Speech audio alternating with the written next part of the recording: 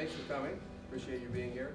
I should say, I want to say at the start that I'm not a sales guy and I'm not a businessman. My background is physics and engineering. I like to analyze problems, and one of the most important problems in the world is making organizations run effectively. All significant human achievement, anything that humans have ever done that mattered to anything, was a product of group effort. Some groups are more effective than others. The reason that some groups are more effective than others is leadership, pure and simple. And since group effectiveness is so closely tied to human well-being, leadership, I think, is the most important problem in human affairs. For sure, it's the most important problem in organizational affairs. The academic study of leadership has failed. The academic researchers can't tell you anything about leadership that you don't already know. And it's failed for two reasons. First has to do with the way they define leadership. Who gets to the top of large, hierarchical, bureaucratic, male-dominated organizations? Politicians, who may or may not have some talent for leadership. So when you're studying the people at the top, you're studying successful politicians, you're not studying successful leaders. Leaders are people who build and maintain high-performing groups, organizations, teams directly. Second is they ignore the topic of bad managers. They always do. So if there's no agreement about effective leaders, what about incompetent leaders? So the first question is, how many incompetent leaders are there? And I spent some time doing number crunching and fiddling around, and I concluded that somewhere between 65 and 75% of the managers in America are incompetent. And how do you define incompetence? In terms of the ability to manage a team, right? The only way you can get better is to pay attention to what you're doing wrong. 65 to 75% of workers in the U.S., 65 to 75% of the workers in the U.S. workforce say the worst, the most stressful, the most dreadful, the most obnoxious part of their life is not their mother-in-law. It's their immediate boss. The principal cause of disease is stress. The principal cause of stress in everyday life in America is bad management. Bad management is a public health hazard in the U.S. Why are there so many bad managers? I mean, first, would you admit there are a lot of bad managers around? Yes? No? Okay, and then second, why are there so many bad ones? And it has to do with how they're chosen. And that brings us to the topic of charisma. And I want to suggest that charismatic leaders can be destructive, and I want to argue that humble leaders can be effective. And then I want to distinguish between emergence and effectiveness, standing out and doing a good, and leading and running and being a leader.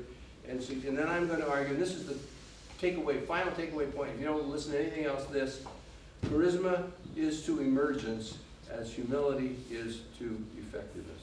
Charisma is a compelling attractiveness that can inspire devotion in others. The main characteristics are stage presence, animal magnetism, and I think taking yourself very seriously.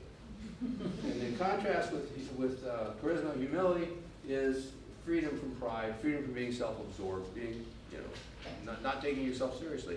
Charismatic narcissists won't accept responsibility for failure. If something goes wrong, it was your fault, not theirs. They take more credit for success than is fair. They'll steal your ideas. If it went well, it was about them, and thanks for your help, but it was my idea.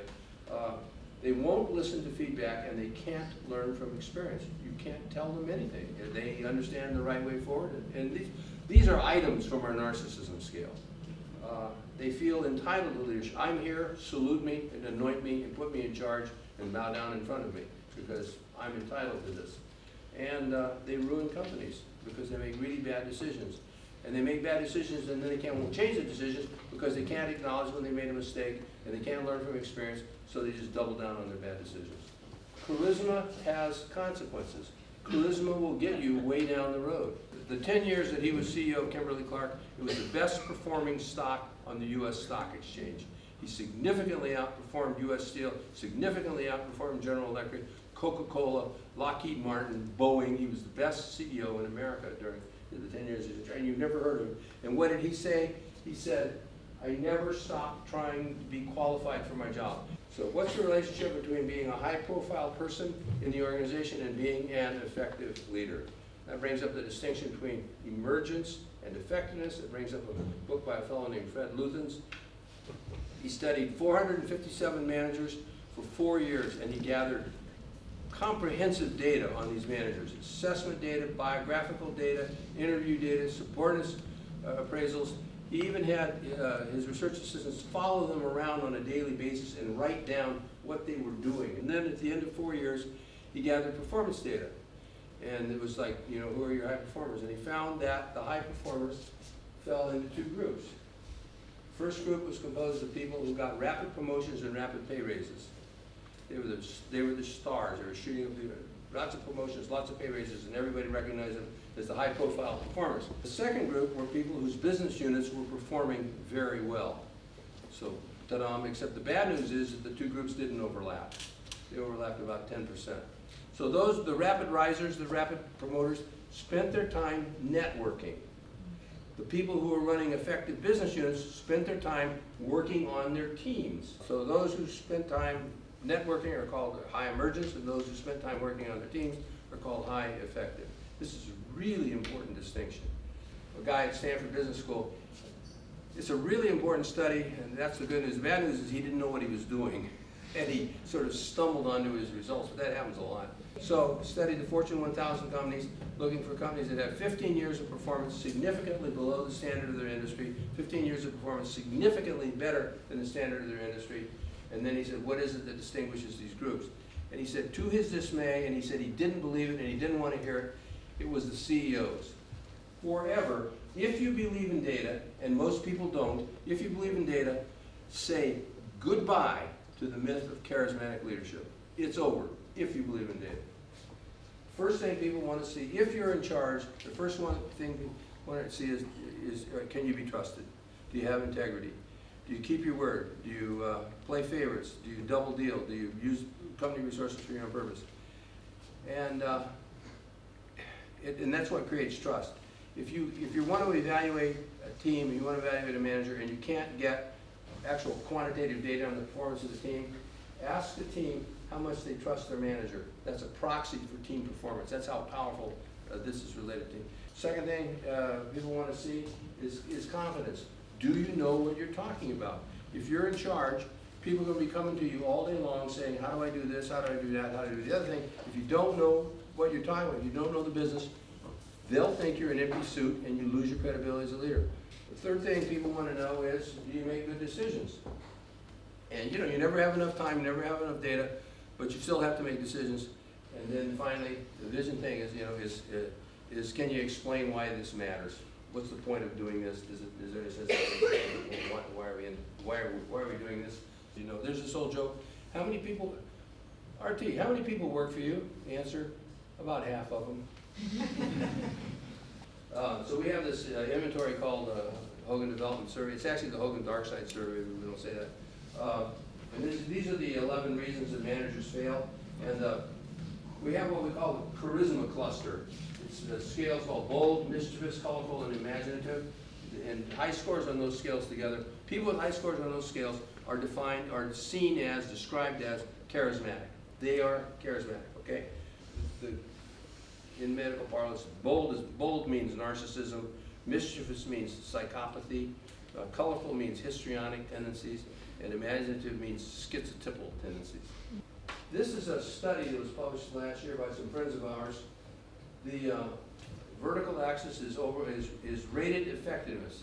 How effective is this person? And the horizontal axis is their scores on the charisma cluster. Okay, and what you see there is the straight line is self-ratings for effectiveness. So from self-ratings, the higher the score on charisma, the higher the score on narcissism, the higher score on charisma, the more effective they rate themselves as leaders. That's the red line. That's what we call that the gradient of delusion. Okay? And the curved line is staff ratings for effectiveness. And what you see is that up to a certain point, low charisma, they're not rated as effective. And there's a kind of a moderate range where some charisma, they're seen as effective, and then past about 70th percentile on charisma, they're seen as failures. But the staff sees them as failures. But if you want to evaluate the performance of a leader, you have to ask the staff. Humble individuals will acknowledge their mistakes and limitations. They say, yeah, I'm not much good at that. They spotlight other people's contributions. You did a good job. Great job, Brownie, blah, blah, blah. They listen to and learn from other people. I think you can learn something from virtually anybody. If you just listen. Everybody knows something you need to know. They can make fun of themselves, which is, I think, enormously diagnostic when you see that. They don't feel entitled. That is to say, They feel they have, it's Darwin Smith. Every day I went to work, I felt I had to prove that I was worthy of the job. They have something to prove. And they have egalitarian values. The new buzzword in HR in UK is diversity. Okay, so they get diversity. What do? They focus on the performance of the team, not on how many people showed up at my event. No, it's how well are we. They channel their ambition back into the organization, not for personal gain. If the organization does well, you'll do well. If you do well, in every social group, free riders always emerge. These are people who take advantage of the resources of the group without contributing anything. And narcissistic leaders just exploit the group for their own benefits. Humble leaders foster a culture of development because they encourage learning and personal growth. They get people to go. So this is a paper that was published last year in a journal, referee journal. What this says is, these are the consequences, the correlates of CEO humility. So CEOs, humble CEOs have top management teams where the pay is equal, whereas narcissistic CEOs have top management teams where there's unequal pay. Humble CEOs have top management teams where the top management team is aligned. They all agree on what they're trying to do and where they're trying to go. Narcissistic CEOs have top management teams that are completely misaligned. Look what's going on in the White House. The top management team there has absolutely no idea what's going on. Humble CEOs create a flexible strategic orientation. Why is that? Because they can admit when it's not working right, when it's not working well. They can admit their mistakes and say, okay, this was our strategy, it's not working, let's do something different. And whereas narcissistic CEOs, if the strategy's not working, it's because you're not working hard enough. It's my vision, you need to implement my vision, and so we're going to double down, right? So flexible strategic orientation. And then finally, humble CEOs bring better financial performance to the organization. Narcissistic CEOs ruin organizations. So how do you develop it? Actively pay attention to other people's achievements and recognize them. Tell folks when they do a good job. Actively work to understand your own limitations. Know what you're good at and know what you're not good at. Know what your limitations are. Be willing to admit your mistakes. When I was younger, people told me, don't admit it when you made a mistake. It makes you look weak. I think that's crazy. If you're in charge and you made a mistake, everybody knows it. Work to earn the respect of your colleagues. Don't assume that they owe it to you. Humble leaders focus on the performance of the team and the organization. This is Peter Drucker's window, and he's really smart. If things are going badly, look in the mirror.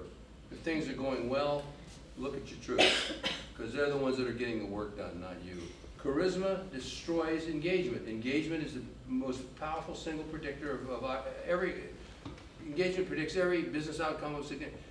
Absenteeism, turnover, worker compensation, bogus worker compensation claims, ratings of customer satisfaction, ratings of customer quality. When engagement's high, you get good results. When engagement's low, you get high turnover, high absenteeism, high bogus worker compensation claims, and low ratings of blah, blah, blah. Okay, so charisma destroys engagement, humility creates engagement. Organizations that value charisma often overlook their most effective players, because so that finally then the next generation of effective leaders are probably hiding in plain sight in your organization.